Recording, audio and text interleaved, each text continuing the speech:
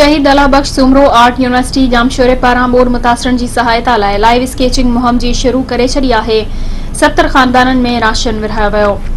University के नालेवारन आर्टिस्टन अब्दुल मालिक शहजाद, काशिफ शहजाद ऐं शाहरुख नौमान समेत शागिर्दन सूफी वाहिद, तहरीम मकबूल, शर्मीन उमरानी, रबाशा ऐं हानिया ते मुश्तमिल पैनल हैदराबाद के एक वडे खानगी शॉपिंग मॉल में माण्हुनि जूं तस्वीरूं ठाहिण ऐं फंड गड करण जो सिलसिलो शुरू कयो। आर्टिस्टन के पैनल पारां रोज़ानो की बुनियाद ते शाम जो 5 वगे खां रात जो 10 वगे ताईं मॉल घुमण लाइ ईंदड़ माण्हुनि जूं मौके ते तस्वीरूं ठाहियूं पिया वञनि, जेको सिलसिलो 1 हफ़्ते ताईं जारी रहंदो।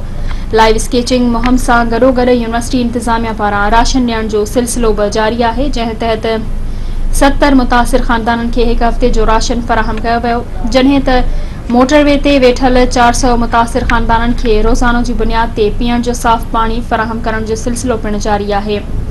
होॾांहुं यूनिवर्सिटी के फ्लड रिलीफ कमेटी पारां मुख़्तलिफ़ इलाइक़नि जो दौरो करे मुख़्तलिफ़ बीमारियुनि में मुब्तला माण्हुनि जी रजिस्ट्रेशन पिण कई वई।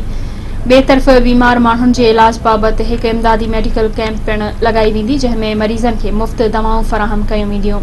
होॾांहुं यूनिवर्सिटी के वाइस चांसलर प्रोफेसर डॉक्टर भाई खान शेर ॿुधायो त असां बोर्ड सबब मुतासिर थियल हुनरमंद मर्दन तोड़े औरतन जी डेटा पिण गड करे रहा आहियूं, जिन खे इदारे में दिहाड़ी की बुनियाद ते आरसी तौर रोज़गार फराहम कयो वेंदो ऐं खाइन संदन हुनर के आधार ते कम वठी संदन खुददारी वारे जज़्बे खे उभारियो वेंदो।